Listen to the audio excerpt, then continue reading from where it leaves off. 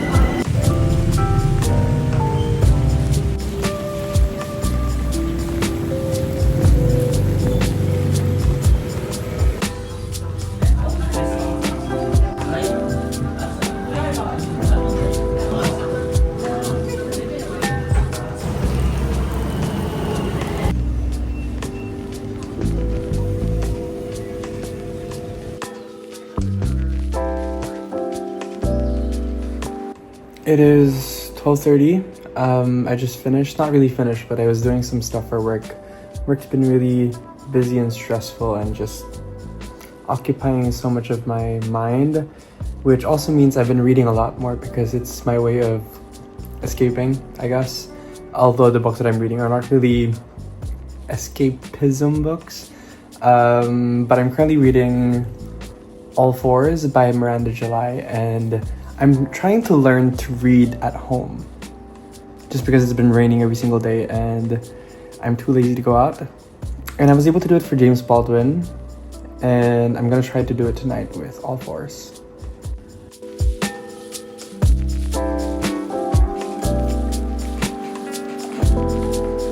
I just woke up and we are gonna be late for work. It is 8:40.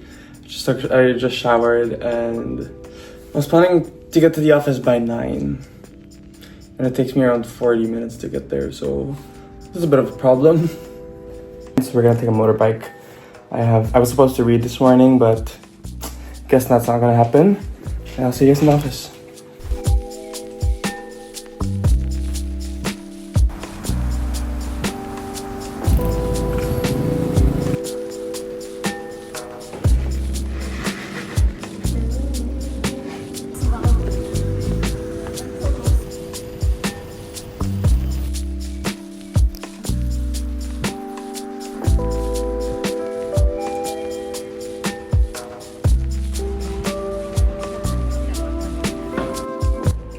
Very tough work day, but we ended up climbing for 2 hours and played paddle for an hour.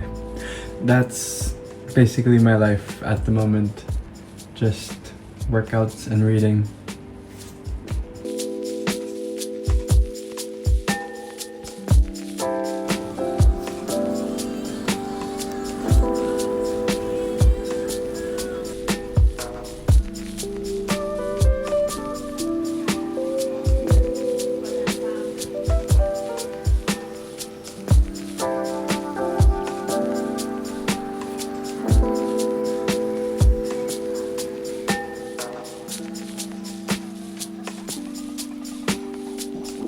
Hi, hello. So this is a bit more of a different video for today, a lot more personal and a lot more reflective, but I thought I'd still do it as a bit of a documentation and a way to remember my life. So I'm turning 25, so I'm turning 27. So I'm turning 27 in less than 48 hours, and I'm about to make the most cliche statement any birthday person can possibly give, which is that I'm not that big of a birthday person. Everyone, pretend to be shocked. I'm sorry. I'm just a basic boy. It's not that I'm not a birthday person, it's just that I don't know what to do with birthdays. I don't know what to do with this day that is meant to celebrate you. Because when I look back at my life, there are two instances year on year that acts like an emotional checkpoint, where it allows me to reflect on the year that has been, and that would be New Year's and my birthday. But what sets those two apart is that when it's New Year's, you have the rest of the world to reflect with you, to see what has happened in the year that has been. But when it's your birthday, it revolves around you, it's centered around you, and you invite people in to celebrate you, to reflect with you. And there's a vulnerability there to center yourself that I've never been able to exhibit. So we're getting comfortable today. I know I'm on the floor, but it's actually quite nice. Floor time is fun. But it's currently around 7:15 a.m. as I am filming this.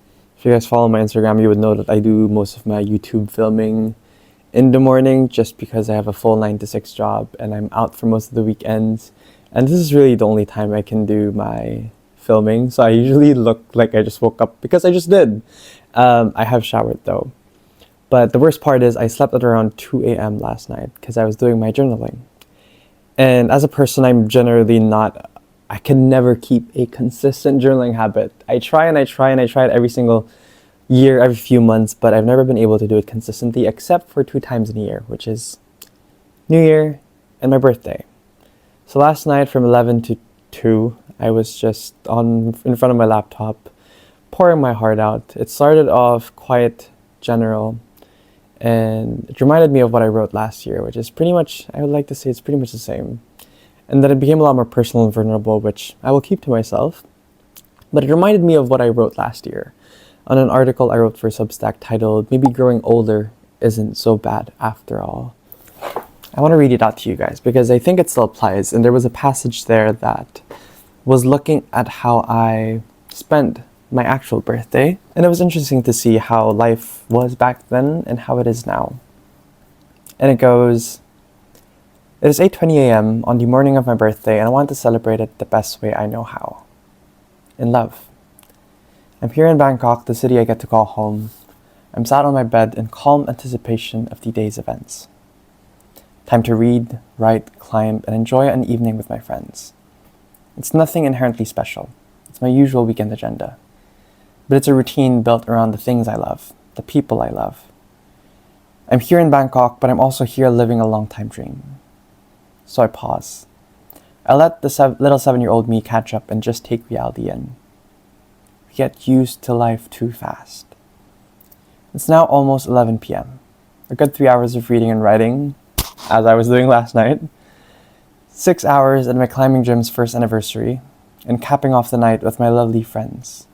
And in my personal inbox sit mini love letters from my dearest family and friends, and even strangers on Siegfried. All this to say, I look around at my life and see a life built on love. I look around at my life and I see love personified. So maybe growing older isn't so bad after all, especially when it looks like the face of the company I choose to keep.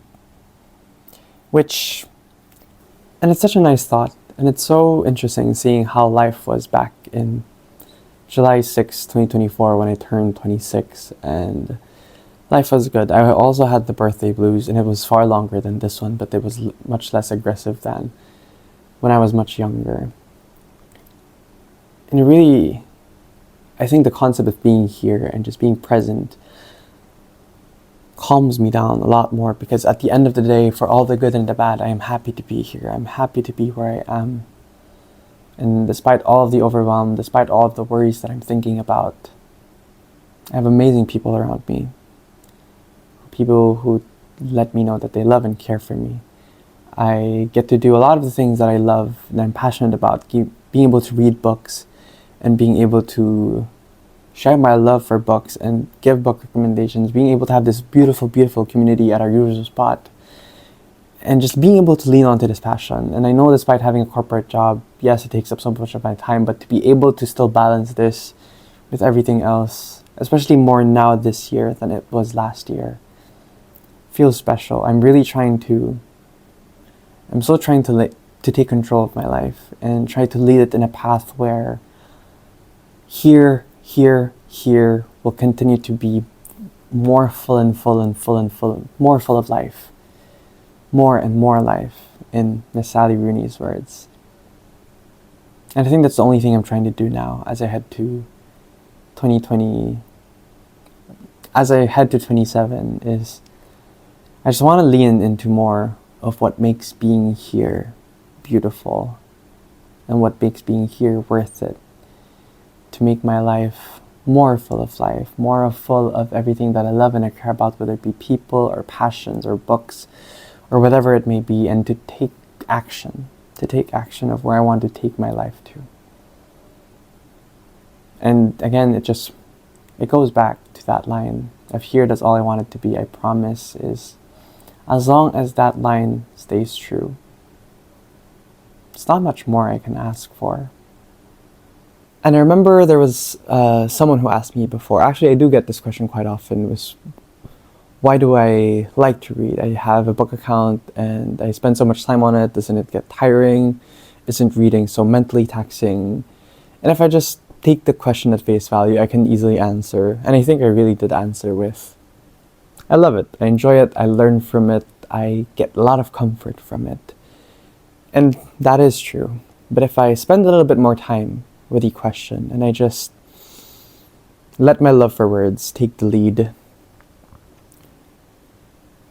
there would be instances, and you would recognize this if you also love to read, where you encounter a passage that stops you at your tracks, that forces you to pause and sits with you, holds your hand and keeps you company. A passage that holds my hand through a moment in life, that sees the joys and the sorrows and just the difficulty of being alive in this world better than I could ever put into any coherent thought, let alone words. And for that split second of reading, of encountering that line, a moment so brief you might make the mistake of deeming it insignificant, you feel whole. You feel like something comforted you and understood you. You don't need anything more. And this is that passage for me.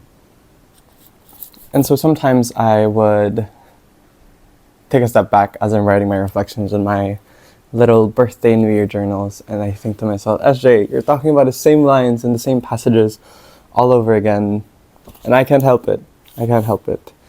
Because the poem itself, Notebook Fragments, is basically a collection of journal entries by Ocean Vuong that alternate between happy and not so happy moments, and it closes with a passage that kind of recognizes, hey, dear God, if you exist, if you ever are out there, let it be. Let every single thing, let it be the one that I passed through to get here. Because for all the good and the bad, for all the things that have happened to me, I'm just happy to be here. I'm happy to be where I am now. And there's a truth that I believe in, but I also want to manifest into existence. That even when times are hard, I want to be okay with being here. At the very least, okay, but more than anything, I am happy with being here. And I don't know if okay and happy are the right words for it, but I think Ocean put it perfectly by saying, I just want to be here. I want to be present. I want to be feeling all of the emotions that life has to offer for me. And obviously, ideally, it's going to be positive and good emotions, but when the not so good ones come, I want to be able to recognize them as part of my life as well. And so I guess that's why that's my favorite passage of all time, is it brings me presence. It brings me this concept of being, that we have so many dreams, so many ambitions, so many things we have gone through, whether it be good, the bad. We have met so many people, we've traveled to so many places, and at the end of the day, the only thing we have is here, that this time, this place, me talking to you in front of a camera, and I want to be able to look at my life and look at where I am now and be able to say that I want to be here. And don't get me wrong, it's not always easy. I would even say it's more difficult than it is easy. Because for one, sometimes we don't even recognize the present because we are constantly thinking about the past and the future. But on the other hand, when you are present, sometimes you're not in a good situation. To be able to say, here's all I want it to be, I promise, it's a very, very tough task. And even for me that loves this passage so much, it doesn't always come easily, but it's something that I make an conscious effort to do. The same way I try to be grateful as well, even when life isn't so good. And if I were to plagiarize SJ from December 31 of 2024, when I was in Shanghai and looking at the life I've built for myself, there are of course the big moments. I visited so many places that 7-year-old SJ has dreamed about for many, many, many years. Going to Denmark and Sweden for summer, going to many different cities in China, and getting to practice my Mandarin. And then my biggest bucket list item, hiking in the Himalayas. Sometimes I have to just... sometimes I just have to take a step back and think to myself, SJ, those are just some of your biggest dreams when you were a kid. And you've done them, you've lived them. Your dreams are now your memories. And being here, being present is so easy. It's so easy. And I'm not gonna lie to you, it's so easy when you're in moments where you're living your dream. But it's not so easy when you're in more difficult times, when you are living your everyday life and you're getting stressed with work and you are getting overwhelmed with everything that comes with being an adult.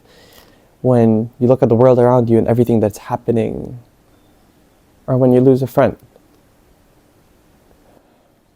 And there's so many of those moments. And you could even say those are the moments that make up your life, those small moments. It feels weird to call them small. I don't mean small, but they're micro moments in your everyday life that makes it a lot more difficult to be present, to be here, because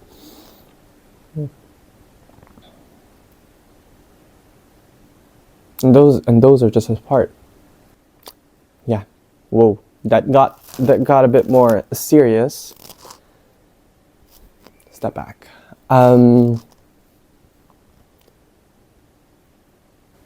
But yes, going back to what I was saying, I remember writing back in December 31, 2024, right before New Year's Eve.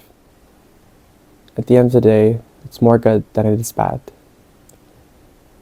The good days linger and the bad days pass. It's more than I could have ever asked for. I hope I never asked for more. And what I want to emphasize there is that last part, the one where I say, I hope I never asked for more, which is not to say that I'm not going to have any more dreams or things that I want to go for, but it's more of that I don't mind working for them. I don't need to have them handed to me. I mean, of course it would be nice. I mean, who wouldn't want an easier life when it comes to achieving your dreams and your ambitions? But if I have to work for them, I have lived a life where I've achieved many of my dreams. And I remember hiking in the Himalayas and I thought to myself, I want to be grateful for as long as I was dreaming. And I was dreaming about so many things for my whole life, and I guess it's a rest. I need to at least be grateful for the rest of my life as well. And these are things that I just try to keep in my mind. I try to keep in my mind when things get a lot more overwhelming, as it has been this past week. And probably what I'll be carrying on as I turn 27 in less than 48 hours. But yes, as you guys can see, I even left my laptop already because this became a lot more informal. I wanted to just let my mind do its thing and do a little bit of it's like I'm doing a voice memo to you guys. And I'm not entirely sure if this will come out coherent, and if it didn't, I apologize. But yeah, I don't even know how to end this video, but maybe I should read the poem for you guys. The whole poem, Notebook Fragments by Vuong. I don't know how long this poem will be, read out loud. don't think it should be that long. Notebook Fragments by Ocean Vuong. A scar's width of warmth on a worn man's neck. That's all I want it to be. Sometimes I ask for too much just to feel my mouth overflow. Discovery. My longest pubic hair is 1.2 inches. Good or bad? 7:18 a.m. Kevin overdosed last night. His sister left a message. Couldn't listen to all of it. That makes 3 this year. I promise to stop soon. Spilled orange juice all over the table this morning. Sudden sunlight I couldn't wipe away. My hands were daylight all through the night. Woke at 1 a.m. and for no reason ran through Duffy's cornfield. Boxers only.